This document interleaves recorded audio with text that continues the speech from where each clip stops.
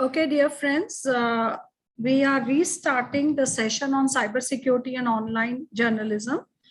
And the technical glitch we had has been resolved. So thanks for being so patient. When we are going to start with cybersecurity and online journalism, it's very important for us to understand that when we are talking about this subject, we are already in a digital environment. Okay, we are in an environment where the devices are connected to each other, where the people are connected to each other, where the studies are happening on digital, where the work is happening digital, where the families are connected digital, because of the existing pandemic. Apart from pandemic, we are already at a level of cyber technologies which has crossed the previous barriers of being non-intelligent, and it has become intelligent, connected, instrumented, and integrated. Hence, the cyber threats are many. Today, we will focus particularly on education domain as well as on journalism. Okay, keeping in mind that the recent cyber threats in education domain are very unique, we would first try to understand how the ecosystem of teachers have changed, and then we would try to understand how should these teachers and students try to stay safe. Okay, starting from the first point, we have to keep in mind that the increased level of cyber threats in education domain are because of several reasons. These reasons, first and foremost, are people themselves. Okay, the students at the endpoint, the teachers at the endpoint, the authorities at the endpoint, the parents at the endpoint could be made so emotional that they end up revealing details on a telephone or on email, which they would have otherwise not done. And this is what is called as social engineering. The increased social engineering attacks are leading to increased vulnerability of all the stakeholders in the cyber world. Okay, so social engineering per se is a technique of putting teachers and students against the wall in a manner that they end up revealing what they would have not otherwise shared in normal situations or under normal circumstances. For example, a school authority could go hyper excited about a fact if they get a call that they are being offered free online cloud facility or free online video conferencing facility for their students if they share some details. Okay, so obviously in these present times, everybody wants to go online, and to economize resources, these details could be shared.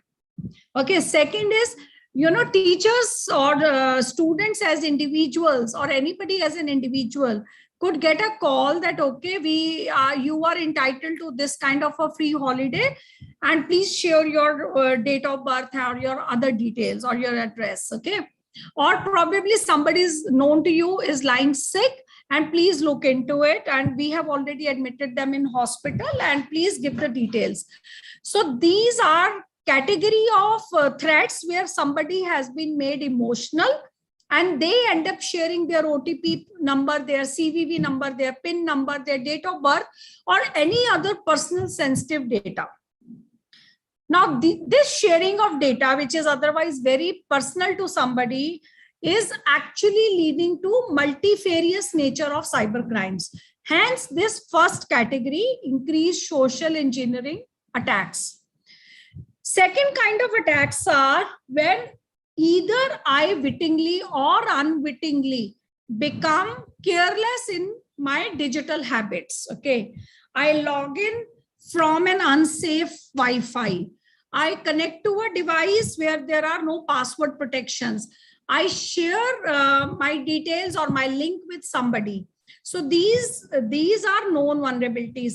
Unknown vulnerability is when you buy a new machine, a new phone, or a new network router, or a new server, and that device, or you download an app, by unwittingly, even the manufacturer is not aware, and that has a kind of vulnerability that was not perceived initially by the designers or the manufacturers.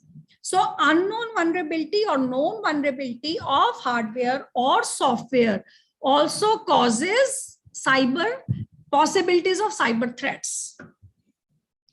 Third category is when an organization network, which is having lots of digital devices connected to each other on a network through a server, is itself not very safe, or it has used some tools which are siphoning out their data to unwanted elements in the society or in the world. So this is exploitation of system administration tools, where you hack into somebody's cloud, you hack into somebody's server, and you pick up the details, which was like the soul of the whole network or the soul of the whole institute. And that itself, and the tools that are used could also be vulnerable. They could also be the carriers of some kind of problem. The third is when you are not protecting your critical systems. Actually, first and the third and fourth are connected to each other, where you are not safeguarding your critical systems properly. Okay, last category is read specific emphasis ransomware. Now, ransomware, I must share with you right at the outset, could be of two kinds. One that is propagated by human themselves, where they target a machine or a human being of substantial assets, digital and otherwise, and they block their assets, information assets, and they seek a ransom. Okay, whereas there are also machine instigated ransomware, where malicious programs are written called as bots that propagate or infiltrate the whole network or internet for that matter, and the gullible ones fall trapped to it. They click at the link which has been shared, and they are expected to pay bitcoins, otherwise their machines are locked. Okay, now in this case of ransomware, the payment is usually done in bitcoins, and ransomware which is specifically targeted is more to be dreaded than the one through bots. It's not that through bots you should not be wary of, but through bots you still have a possibility of using your acumen and your digital hygiene features to insulate yourself or to protect yourself. But human operated ransomware are known to attack prominent personalities, prominent networks, critical information infrastructure, and they don't let go of the assets, the digital assets, till the ransom has not been paid. And even in those instances, we are really not sure whether the data would still not be pilferage across net. Now here, it is not mentioned on the slide, but I must share with my audience that net itself, what you see is tip of the iceberg. It is visible net, okay? But there is something called as invisible internet. Invisible internet is primarily of two kinds, deep web and dark web. Okay, deep web is for confidential work which is legitimate, okay, like government processing or great companies trying to share their copyright data with each other without wanting others to have access to it. That is not accessible through normal browsers, but it is totally valid. Okay, and organizations and government agencies use it for their own information exchange. That is called as deep web. However, the other one, dark web, as the name indicates, is something to be wary of, to be dreaded about, because that is incubating all the crimes. Okay, like you have Silk Route, there is one web which is essentially the breeding ground for all the smugglers, pedophiles, drug peddlers, etc. And this kind of net, which is not accessible through normal browsers and is used for illicit activities and is available only through a special browser called as Tor, okay, the onion router. Tor stands as an acronym for onion router, is actually where you get all the breached data for unwanted hacking or for unwanted crimes, okay, undesirable crimes. Crimes are in any case undesirable. So what I was trying to tell you is that net itself is in three levels: the visible one, and the invisible one divided in two portions, deep and dark web. Dark web is where all the data breach data are expected to be found, where all the hackers are supposed to be connected to each other, they identify each other, etc. So a lot of times you would find that your passwords which were stolen or hacked into, or you unwittingly shared because of social engineering attack, are all available in dark web. Okay, so this is what a teacher should be primarily concerned about. It's not just India, but the entire world is reeling under the attack of cyber threats to edutech world, and all of us should be very concerned. Keeping this in mind, as I was sharing with you, the teachers have gone through a redefined set of objectives. They are no longer taking classes in physical format. Hence, they are expected to be more prudent in use of digital technologies. They are expecting to be more engaging through their content. They are expected to be more reluctant to be sharing their classroom details or their links on web. And hence, keeping that in mind, I always say teachers of pandemic and post-pandemic will now have two kinds of skill sets. One would be their own domain expertise, and the second would be the expertise related to cyber world, which we are sharing with you. Keeping this dual kind of skill set required, the reframed objectives of teachers are: make sure your content is engaging. Make sure while making your content engaging, you are not doing any IPR violation. Make sure your classroom is secure. While securing your classroom, make sure that the software you're using, the tools you are using to have online discussions or forums or sharing of material are equally safe and ethical, and they are not pirated. And last but not the least, you should constantly be alert about not just upkeep of your class decorum for your subject understanding, but also for cyber hygiene and cyber safety of your classroom. Any unsolicited online activity that hampers your environment could also subsequently hamper the entire interconnected cyberspace of your community, and hence you need to report it immediately. So the responsibility and skill set of teachers have changed perceptibly. The kind of cyber threats that we are found being reported in online learning platforms is humongous. The way they have grown, the way they are being, being propagated using online digital platforms themselves is something all of us should be scared of.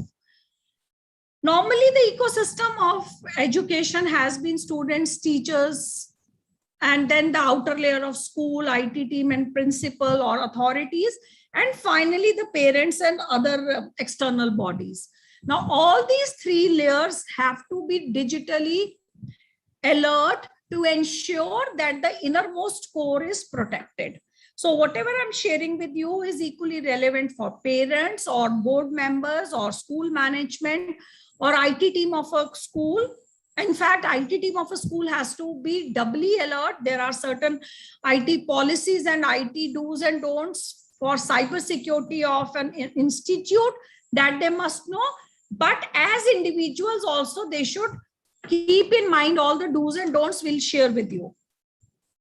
And while doing all this, please don't forget all the data of teachers and students and school ecosystem is now no longer in the control of any of you. It is now lying with a third party, a cloud service provider, or an agency that is supporting your digital activities in education domain. Therefore, at this level, you have to be very sure what kind of service level agreements you sign with these cloud providers. You have to be very sure how your students are logging in. They should have certain set of do's and don'ts given by school authorities. in teachers also, while teachers are taking a class or teachers are creating their content or teachers are evaluating their students, they should be very sure of the kind of tools they are using. And last but not the least, the school management should also be very secure and alert now. Okay, the kind of digital security or cyber security or information security or information assurance techniques they have to use were never there with so much of vehemence as it is now. Okay, all the information security and information assurance protocols have become more relevant for IT management and school management authorities. What kind of firewalls they are using, what kind of policies they have, what kind of experts they have, what kind of backup mechanisms they have, what kind of proxy servers they have. It has never been as relevant as in present times. Okay, so what I'm trying to show you, everybody has a shared responsibility in edutech domain. Also, you should know that education has become one of the most vulnerable sector than ever before. Okay, so what should we do as individuals, as members of knowledge community? We should create classrooms or share links that are very secure. Don't share them blatantly across cyber world. Please share it in a closed group. 90% of the times we share these links on WhatsApp. Let me share with you, though WhatsApp is supposed to be end-to-end encrypted, but WhatsApp group sharing could be very vulnerable. You never know who is responsible for what. Okay, so that is why we say whenever you share any information about the conduct of online class, please make sure the recipients are well known to you. Okay, the groups are known to you, the student identity is known to you, the platform in which you are sharing is secure enough. And while creating a classroom, please always create a lobby. Okay, lobby is waiting lobby, where the administrator or the host will validate before letting anybody in. So this is first step any student or any teacher should ensure. A student can't assure, they are still passive recipients of the process. However, teacher and organizers should always ensure that. Second, as I said, please don't post it anywhere except known entities groups or known entity IDs. Okay. Last but not the least, while you are getting online, make sure that the network of your house or of your school is very secure. I always advise everybody to use VPN, virtual private networks. Virtual private network is an additional layer of security which will mask the exact digital address of your device. The digital address of your device is called as IP address, okay, Internet Protocol address. Anybody can track you if they identify your IP address. So it is very prudent, it's very wise in case you create a layer of camouflage to ensure that nobody knows exact IP address from where you are logging in. Okay.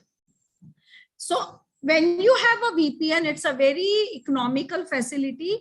As good as 3,000 rupees per annum, you can protect 3 or 4 devices individually. So whenever you would have VPN installed in your domestic setup on your devices, which you are logging in for online classes or work from home, it will always show you belonging or, logging in from another country or another area, which is not trackable.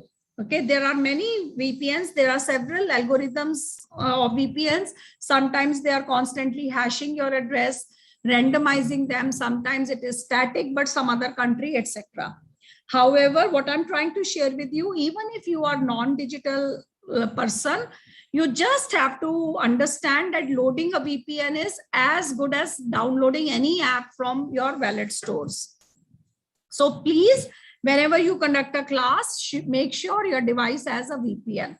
Apart from that, apart from, classroom protection, it is very important for you as an individual to never click at unwanted links.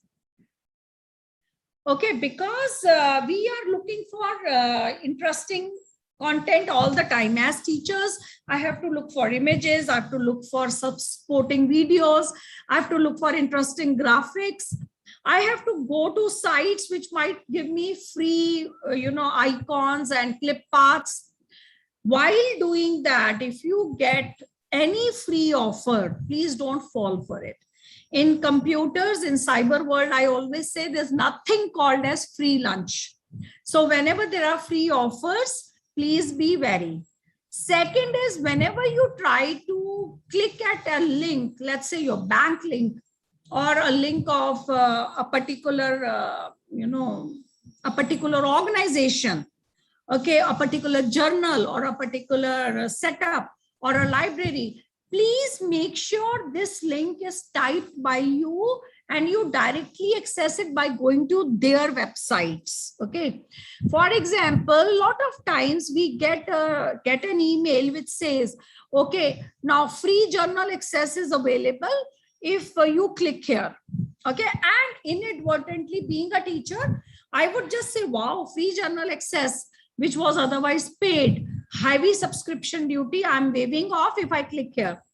Don't do that. Just look at the name of the journal and go to your browser and type that name yourself and then go to that website and figure out.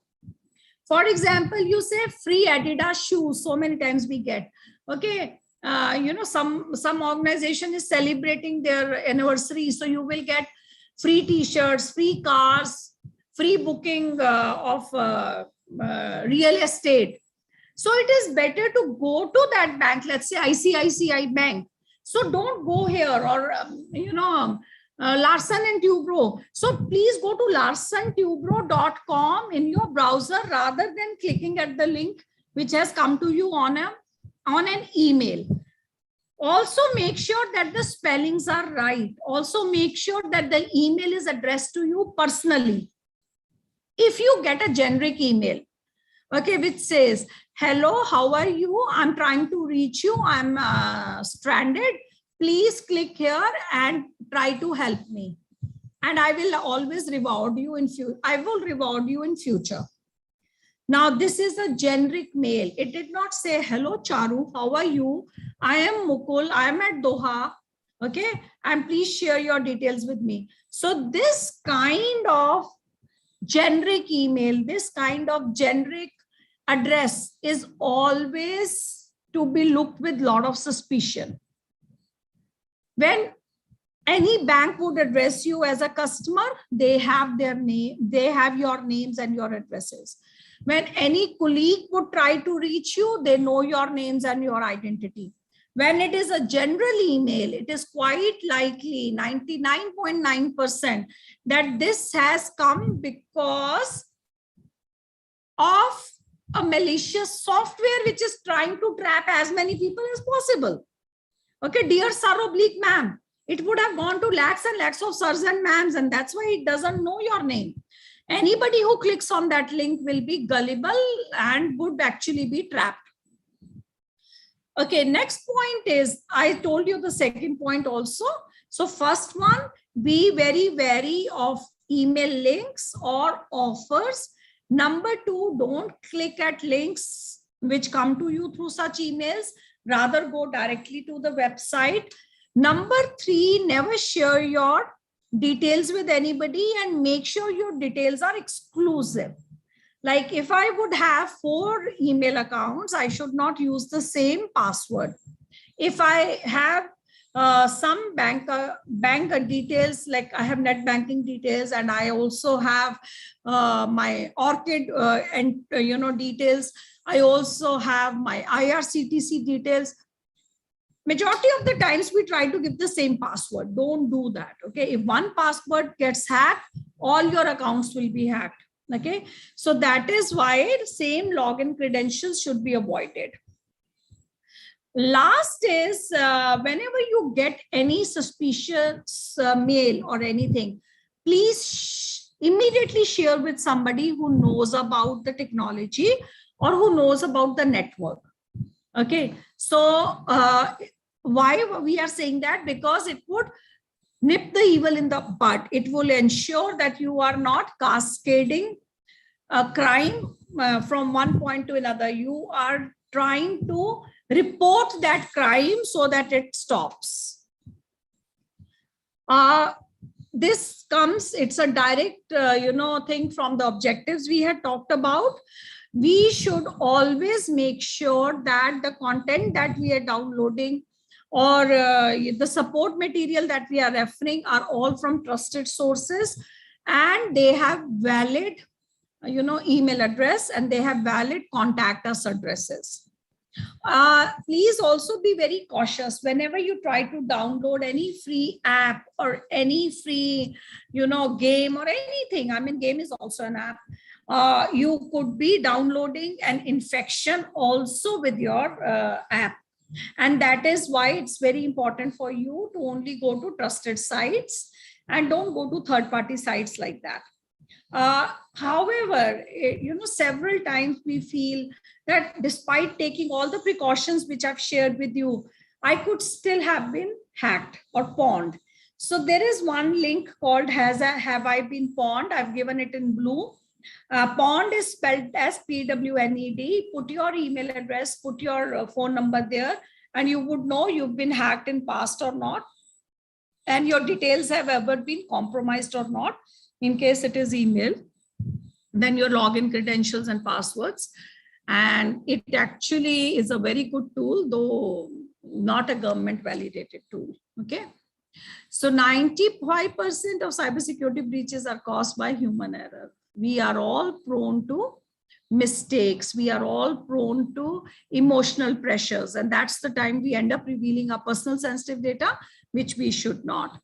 Hence, I would say the corollary to our discussion is never share your personal details anywhere.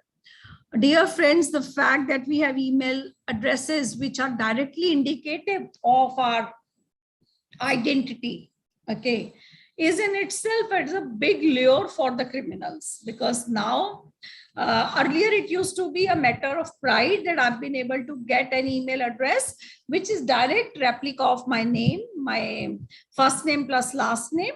However, now it is making us more vulnerable to cyber threats. Okay. Apart from that, if you put on Facebook your real date of birth, your parents' name, your anniversary, or your vacation details, or your new purchases, there are several people who are malicious and are snooping on you. Please make sure never save your passwords or your related financial details by clicking at save or remember in future. Okay, remember for future. This is most irresponsible act, I would say. It is like giving a blank check to somebody that I don't have time to sign my check later. So you please take a blank signed check and you could use it later. So when you click at remember my password, this second step is actually indicating that you are saving your most critical information for others to look into, hack, and misuse. Okay, never do that. Always write your passwords on plain copy and paper and keep it with you. Don't share it with others. Keep changing it. Follow all password protocols, including, creating complicated passwords, having combination of numbers and characters, smalls and caps, and also making sure that you use special digits in it. So it should be very unpredictable.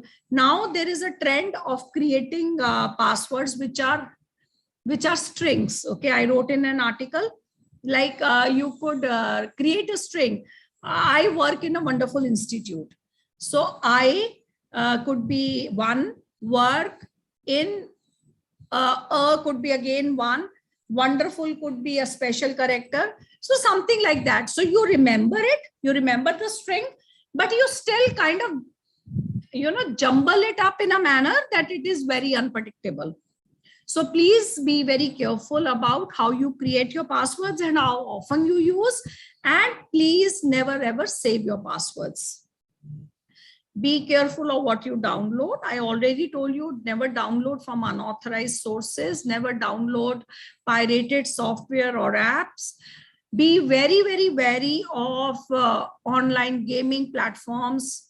Be very wary of online dating platforms, or social media per se could be the biggest water hole for us.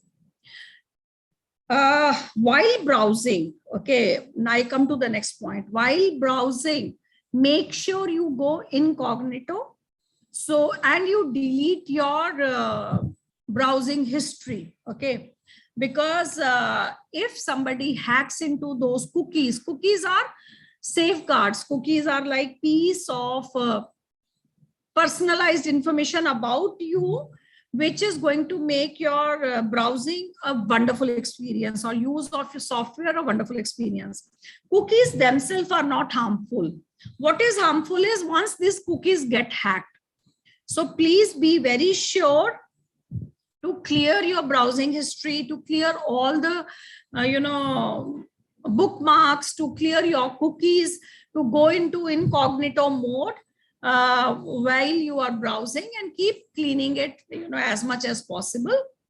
Again, I repeat, in social media, you should be very careful about not revealing your latest picture. You could use a childhood picture, about your address, about your date of birth, about your travel plans, etc. And also make sure the details are visible only to your friends. And that also brings me to the next point. Don't accept friends' requests right, left, center. Be very cautious. I've already told you, use strong passwords, and make sure you have a VPN, firewall, and all other mechanisms in place while connecting to, especially, edutech websites, or your financial websites, your banks, etc. So what all I've said is also, given here, that you must follow strong password rules. You should set up VPN. However, whenever, possible, try to follow CyberDost. It is a handle maintained by Ministry of Home Affairs. It has a Facebook correspondence. It has a Twitter correspondence. It has a LinkedIn correspondence. It is also sending us messages on SMS.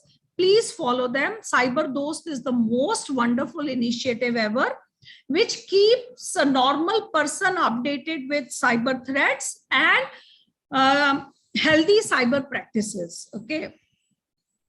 Apart from following up CyberDost, you could also follow DCP cybercrime of your city. You should also check PIB fact check to make sure that whatever news items you are hearing, like, there are certain announcements, COVID relief announcements, there are certain donation camps that are on. So please verify it from PIB, because that is an authorized fact checker, before you click somewhere. Of course, as I said, please differentiate between authorized and unauthorized access. People who are trying to gain access to you, those attempts should be noticed by you if you are in IT administration of your organization. Also keep in mind that it's not that one is always safe, one is never hacked despite all this. It's not possible. There are only two kinds of people, one who've been hacked and one who would be soon hacked. Okay, but there are laws to safeguard us. There are IT laws with us. We have IPC laws also. Indian Penal Code also comes to our rescue.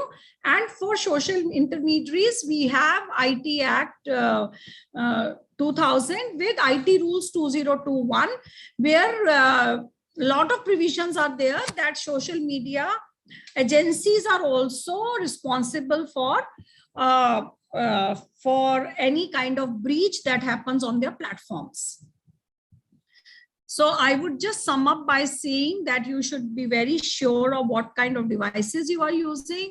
You should constantly have strong cyber hygiene culture and use it. UGC has certain booklets Several NGOs have certain booklets, including Delhi Police as an agency, government agency, and certain NGO, Cyber Peace Foundation, etc., have lot of material. Even ISEIA, Information Security and Awareness, Education and Awareness branch of CDAC, has wonderful nuggets of wisdom for all of us to be careful about. Okay.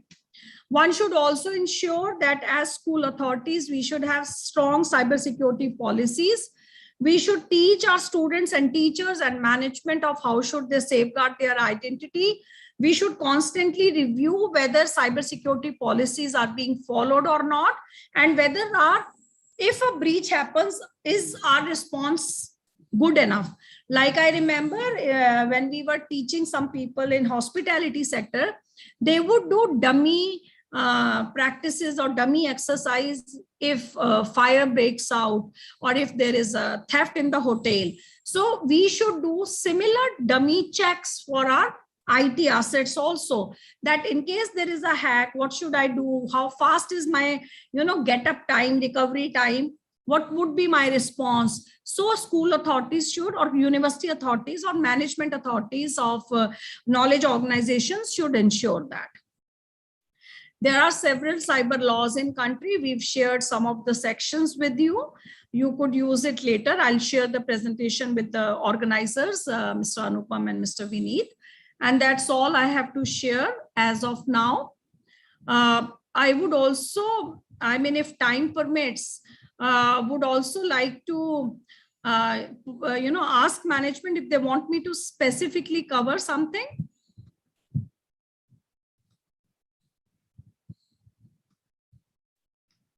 Dear management, would you want me to cover something else also?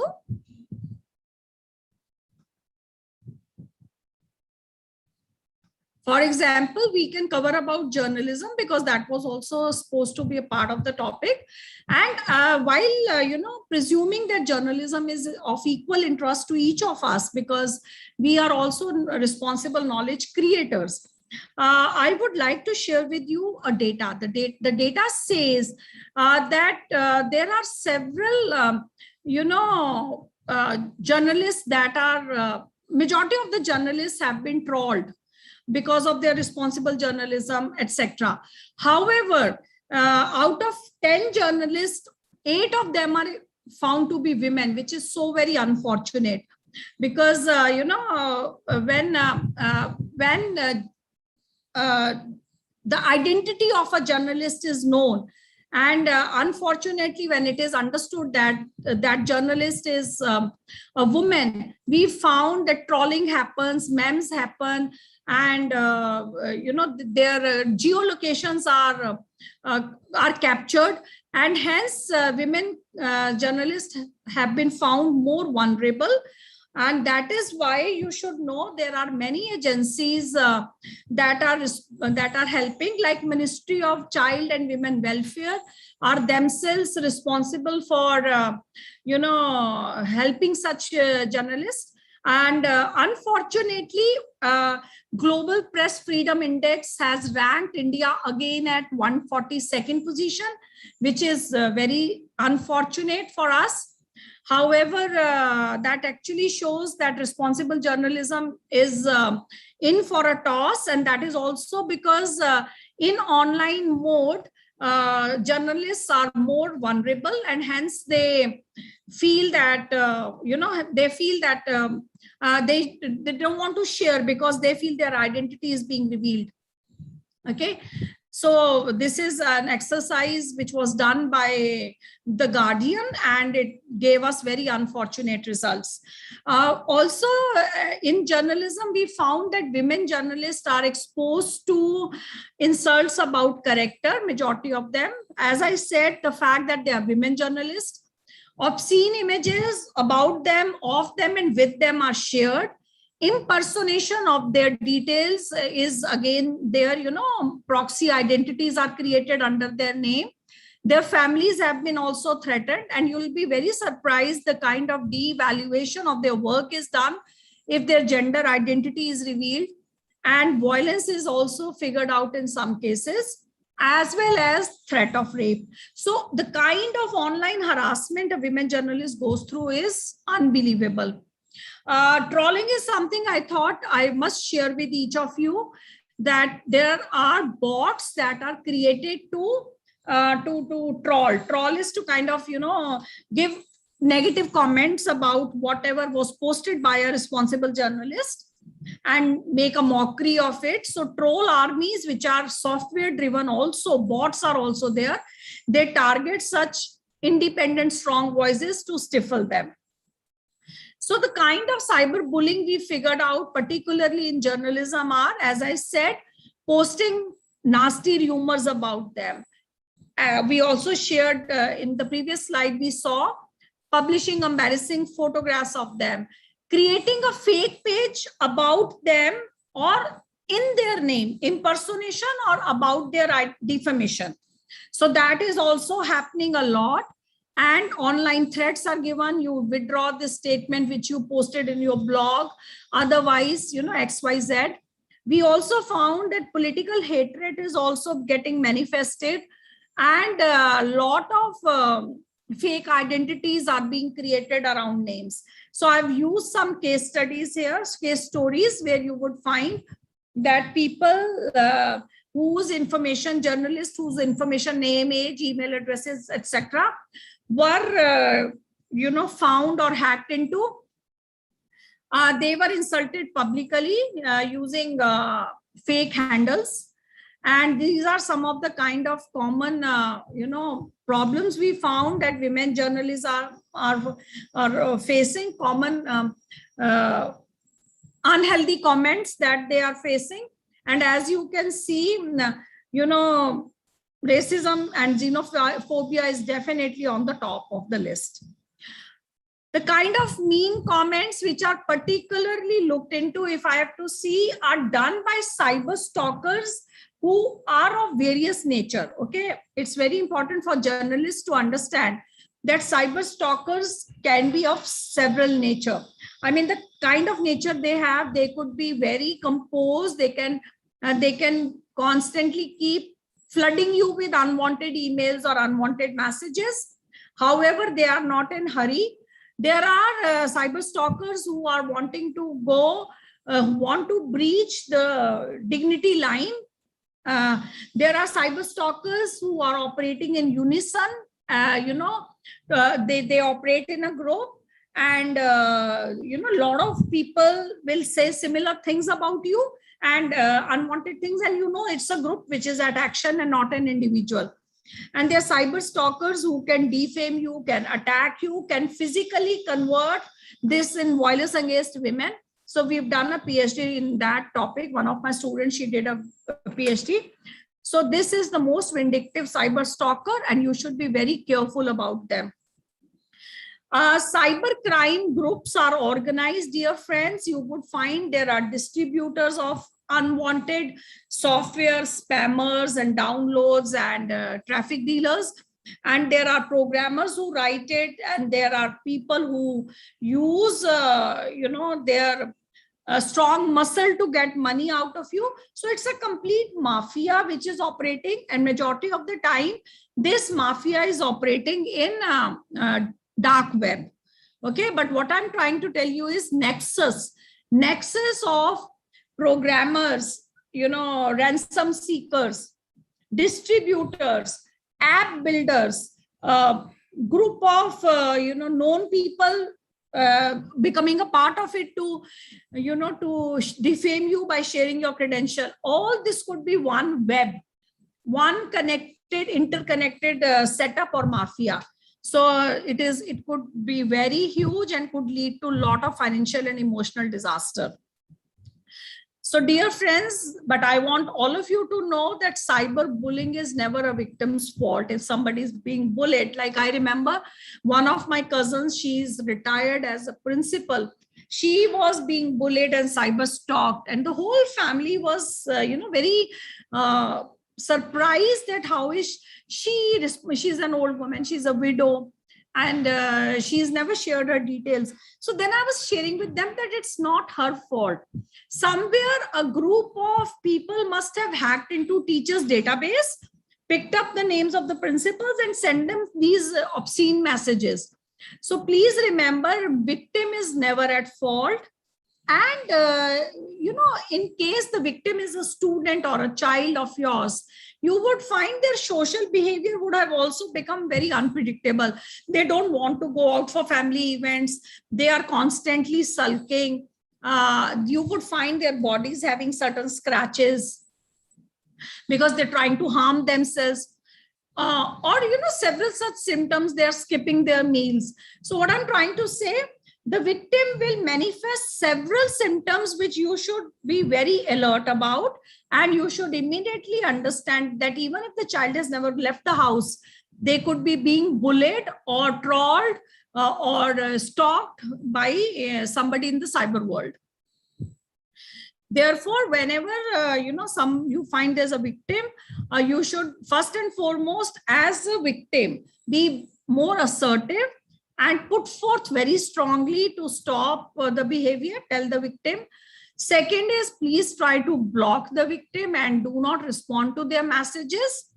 Okay, blocking is very important for you, for your own sanity.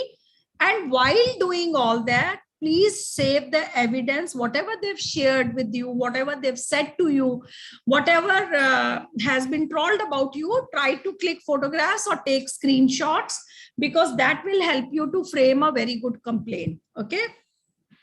Also try to change your account details or your social media details. In certain cases, we even advise students to go offline for some time, because when the digital footprint cease for a particular time, we find that the focus of the criminal goes elsewhere. It is very important to take help in these cases. In case you yourself are a victim, God forbid, you should always turn to any of us. You should always turn to somebody more responsible, like your school authorities. In case it is your children, please ensure children have that kind of bonding with somebody elder in the house where they should be able to share in case it happens to them. Okay, it is very important for you to register your complaint officially with the authorities, because you never know how these crimes could be incubating you as a guinea pig to attack others. So if you report on time, you are saving yourself as well as others. In case the trolling is happening on a social media platform, please try to report to that platform also, like Facebook, WhatsApp, Twitter, Instagram. All of them have their own, benches and their own responsible consumer grievance cells and offices and email addresses to report. And particularly in case of women, we also have, as I was sharing you, Indian Cyber Army. We also have Ministry of Women and Child Welfare is also, supposed to help us. National Commission of Women also could take your complaint. Even your, in normal cases also and otherwise also, your complaint must be, lodged to a website, which is cybercrime portal called as cybercrime.gov.in.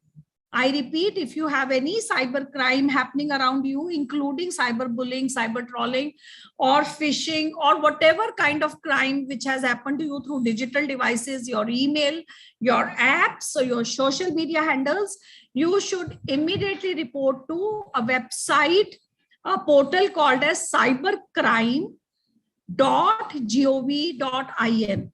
It is a holistic national portal that will register your complaint. Please upload as many evidences as possible. Please upload all your information, and they would definitely try to look into your complaint and help you. If you want, you could go to a local thana. If you don't have any connectivity, you could report to the local SDM. You could even dial 100 to lodge your complaint. Okay. And every state has their own cyber cells. If you know their addresses, they are available. You could lodge the complaint there also. As I was sharing, Ministry of Women and Child Development is also supposed to help, particularly for all the crimes that are against women and children. We have several NGOs like Indian Cyber Army is there, Digital Garima is there, that can help women and children particularly. for these complaints, and even journalists can go to them and take help. Women journalists. Okay. Okay. So this is what I've already told you. You can file a report by calling 100 or 1090. Now we have another number, 1555260. I repeat, 1555260. I shared it in the previous presentation. But while giving your complaint, give your full details. Please share all the evidences, including screenshot, email addresses, etc. So the victim details as well as the propagator, the criminal details as much as possible, and evidences should be shared by you.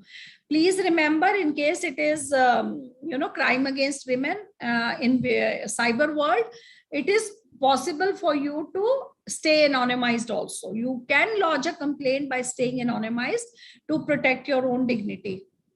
So this is cybercrime.gov.in. Then there are several laws in the country, which we have already shared. IT Act is also helping us. For women, particularly in case of women journalists and women teachers, there is one act called as Indecent Representation of Women Prohibition Act of 1986, which will also come to our rescue. You all of us remember boys' locker rooms. So there are criminal provisions for such instances, and that has been picked up as a case study. You could refer it later. Okay, and the police has to file your FIR. If they refuse to file, you could report to Superintendent of Police under section 154(3), and you could also go to magistrate under section 156(3) of CRPC. Okay, so it's a cognizable offense. You should know cognizable offenses where people, police authority cannot deny recording your FIR. There are many initiatives of Government of India like I4C, Indian Cyber Crime Coordination Center. They have wonderful initiatives of awareness as well as protection. Cyber Dost I've already shared with you. CyCOD, Cyber Coordination Center, is for law enforcement agencies. It's a portal where people see those case studies, where lawyers come together, etc. In India, as I was telling you, you could go to Information Security Education and Awareness website.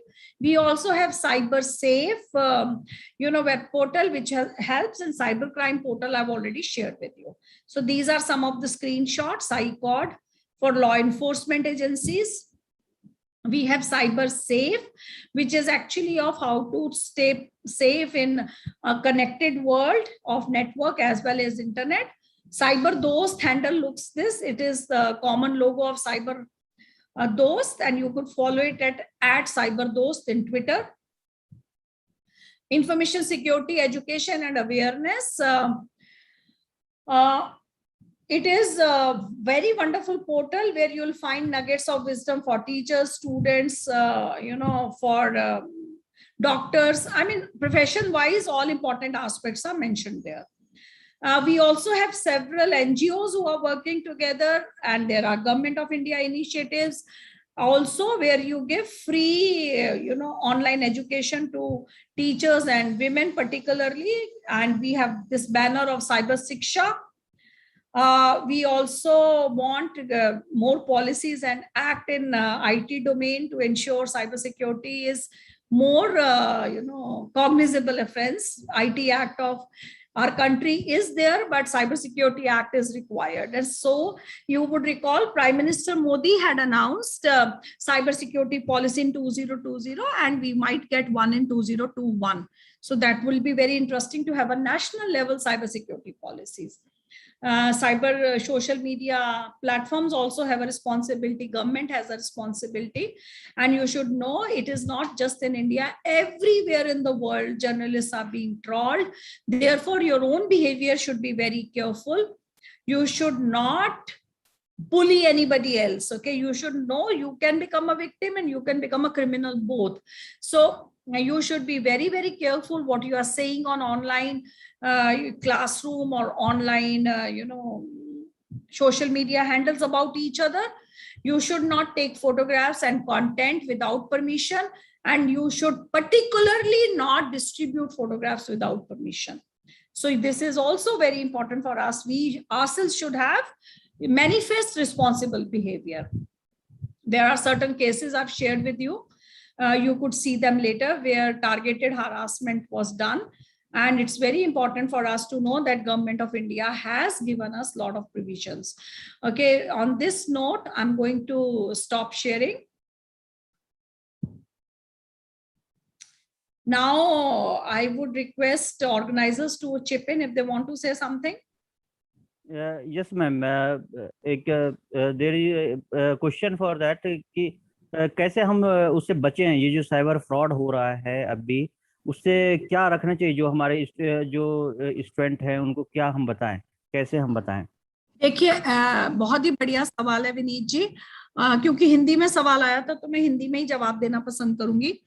सबसे पहले आपको अपना कोई भी personal information, अपना details openly share नहीं करना। किसी तरह भी आपको अपनी personal name, surname, date of birth, roll number, school का नाम, जितना हो सके आइडेंटिटी को मास्क करना है। और जहां तक हो सके टीचर्स को आपस में बैठ के एक पॉलिसी बनानी पड़ेगी, क्योंकि अगर जब आप अपने स्टूडेंट्स की डिटेल्स मास्क करोगे, उनको कहेंगे कि आप let's say doctor Charu Malhotra की तरह लॉगिन ना करो, आप सीएम की तरह लॉगिन करो, तो हो सकता है उसमें कोई और भी सीएम बन के घुस सकता है। तो आपको अपने पॉलिसीज टीचर्स को अपनी अथॉरिटीज के साथ बहुत जरूरी है बनानी। और सेकंड बहुत इंपॉर्टेंट पॉइंट है कि आपका डिवाइस जो है, जिसके थ्रू आप क्लास ले रहे हैं या क्लास पढ़ रहे हैं, वो पासवर्ड प्रोटेक्टेड होना चाहिए। उसमें जहां तक हो सके कोई भी फाइल बिना पासवर्ड के नहीं खुलनी चाहिए, क्योंकि जैसे ही आप क्लाउड पे जाएंगे, जैसे मैं और आप अभी जूम क्लाउड के ऊपर है, और अगर मेरी मशीन इस टाइम प्रोटेक्टेड नहीं होगी तो I could become a very vulnerable target for the criminal. So आपकी फाइल, आपकी मशीन, ये सारी जितनी पासवर्ड, आपका वाईफाई, ये जितना प्रोटेक्टेड होगा, जितने फायरवॉल्स लगाएंगे, वीपीएन लगाइए, फायरवॉल लगाइए, वो अनऑथराइज्ड एक्सेस पकड़ लेता है। ठीक है, वो फट बोल देगा कि आप गलत साइट पे जा रही हैं या आपकी मेल अभी किसी ने खोलने की कोशिश की। मल्टी फैक्टर ऑथेंटिकेशन लगाइए। आप कभी भी अपनी ईमेल मात्र अपनी ईमेल पासवर्ड से ना खोलिए। अगर आप कहीं और से खोलते हैं तो वो आपके मोबाइल पे अलर्ट भेजे, उसे हम 2 फैक्टर ऑथेंटिकेशन भी कहते हैं। और आजकल मल्टी फैक्टर MFN भी आता है, मल्टी फैक्टर ऑथेंटिकेशन, यानी कि कोई भी डिवाइस में लॉगिन अगर कहीं और से हो रहा है, अभी मेरे घर की मशीन से हो रहा है, अगर मैं लेट्स से कैफे से करती तो वो कहता चारू मल्होत्रा आप अपनी घर की मशीन पे नहीं है, आप कहां से हैं, मैं पासवर्ड आपके फोन पे भेज रहा हूं। तो मैंने क्योंकि इसमें 2 फैक्टर ऑथेंटिकेशन रखी हुई है, तो आपकी नजर में कोई भी डेटा या फाइल खुलेगी तो आ जाएगा, या कोई भी ईमेल खुलेगा तो आ जाएगा, अगर आपने उसको डिफरेंट लेयर्स ऑफ प्रोटेक्शन पे रखा है। But ma'am, there are several cases comes last few months that Facebook pages, new Facebook pages created by other cyber criminals and demanded for money. So how can this can be protected? Sir, it's a very valid question. I really thank you. Ransomware बहुत बड़ी problem है. I have become a victim of ransomware. देखिए, first and foremost पहला है कि हमें कैसे अपने आप को सेफ गार्ड करना है। तो सेफ गार्ड करने का सर वही बात आ रही है, अपनी डिटेल नहीं बतानी। सर आप मुझे बताइए, अगर हम घर के पर्दे हर टाइम खोल के रखेंगे, अगर हम घर को ताला नहीं लगाएंगे, तो चोर तो आएगा ही आएगा ना। ये वही सिचुएशन है। पर ऐसा नहीं है कि हर टाइम प्रोटेक्टेड घर में चोर नहीं आते, ऐसा तो नहीं है ना, आते हैं। तो क्या है कि हम जो चीजें हमारी वैल्यूएबल हैं उनको हम लॉकर में रखते हैं। अब इस केस में हमें लॉकर है डिजी लॉकर। जितने आपके पासबुक है, आपकी सॉफ्ट कॉपीज हैं, लाइसेंस वगैरह है, उनका बैकअप ऑफिशियल कॉपीज का डिजी लॉकर में रख लीजिए। डिजी लॉकर में अकाउंट होना बहुत जरूरी है। गवर्नमेंट ऑफ इंडिया ने हमें डिजी लॉकर दिया हुआ है, फ्री ऑफ कॉस्ट है। ठीक है, आपको पता है स्टूडेंट्स के रिजल्ट्स का लिंक आजकल डिजी लॉकर में आता है। तो आप सिर्फ वो लिंक नहीं, आप अपने सर्टिफिकेट भी स्कैन करके जितने आपके इंपॉर्टेंट डॉक्यूमेंट्स हैं आप उन्हें अपलोड भी कर सकते हैं अपने लॉकर में। So what I am trying to say, जो आपका सवाल है वो बहुत लंबी कहानी है कि बैकअप बैकअप बैकअप।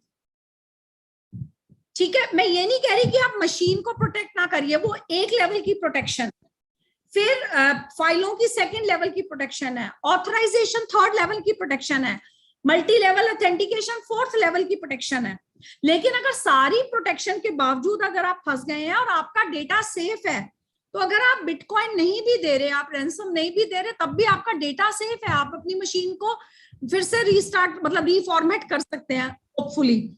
आजकल जैसे रैंसमवेयर है सर, कई बार मशीन बिल्कुल डिफंक्ट हो जाती है। जी ma'am, Shri Krishna Kulkarni has asked one question कि what are the cyber crimes and is phishing is cyber crime? What are the what are the types of cyber crime and is sir, I had हाँ जी, phishing is also cyber crime? Very good question sir Kulkarni साहब को मेरा नमस्कार। ये बात समझने के लिए हमें बरसों लगे। देखिए, क्राइम है जब सोशल बिहेवियर अनवांटेड होता है, इसी तरह अगर साइबर बिहेवियर अनवांटेड होता है तो वो क्राइम है। किसी को गलत कहना, इनडिसेंट कहना, फॉलो करना, किसी की डिटेल्स चोरी करना, ये क्राइम है। लेकिन क्राइम करने के जरिए कई हैं, ठीक है। फिशिंग एक जरिया है, it is a kind of a tactic. Okay, जैसे मैंने आपसे कहा कि सोशल इंजीनियरिंग वो एक टैक्टिक है, इसी तरह फिशिंग एक टैक्टिक है। फिशिंग को जैसे हम फिश बोलते हैं वैसे ही बोलना है सर। फिशिंग क्या होती है, सेम तरीका है। फिशिंग होती है कि आपने एक बेट ली, एक आपने रॉड ली, आपने उसमें बेट लगाया है ना, कुछ खाने को लगाया और मछली फंस गई। ठीक उसी तरह PHISHING फिशिंग जो साइबर वर्ल्ड में है वो भी वही है कि आपको किसी ने कुछ ऐसी बात कही, आपको लिंक भेजा जहां आपने क्लिक किया, या कस्टमर केयर नंबर बोला जहां आपने डायल किया, या आपको एक ऐसा बात कही जिसको आपने बिलीव करके कहीं और जाके लॉग इन कर लिया, वो है फंस गया। Okay, so fishing is a tactic. Fishing emails are very common, but phishing is also possible through fake websites. Phishing is also possible through calls, calls by unwanted elements. So phishing है फंसाना, बेट के through फंसाना। अब कैसे फंस रहे हो वो बात है, और फंसने के बाद वो क्राइम करेगा। So it is an interconnected thing, and that is why people say phishing is a type of cyber crime. It is not. It is a technique of cyber crime. और जो फिशिंग है, fishing आपकी अगर सबको वही mail जा रही है, फिशिंग ईमेल, तो हर कोई छोटी छोटी मछली है।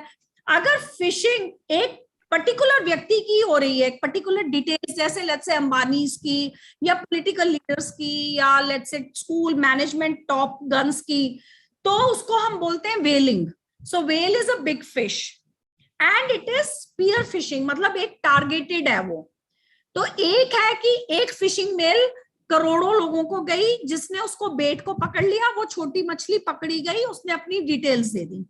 एक है कि मैं पर्टिकुलरली टारगेटेड फिशिंग करूंगा या करूंगी, जो कि पर्टिकुलरली एक व्यक्ति के को टारगेट करके है, क्योंकि वो बिग फिश है, वेल है, और अगर उसकी आइडेंटिटी मेरे हाथ में आ गई। For example, let us say we get an email from school authority that next 15 days are off and you will get a bonus of this much amount, please click here to give your account details, और ये mail आपको school authority से आ रही है, तो आप मान लेंगे। क्योंकि हुआ क्या, वो जो स्कूल अथॉरिटी थी वो बिग फिश थी, वेल थी। हो सकता है फिशिंग के माध्यम से उनकी ईमेल हैक हो गई है और ये स्पूरियस मेल सबको गई है। तो फिशिंग के माध्यम से डिटेल्स कैप्चर होती हैं और उसके बाद क्राइम होता है। Okay, yes. Thank you, ma'am. There is one question also. Harsh Pandey asked, "What is cyberbullying?" हाँ जी सर, ये मैंने कवर भी किया था।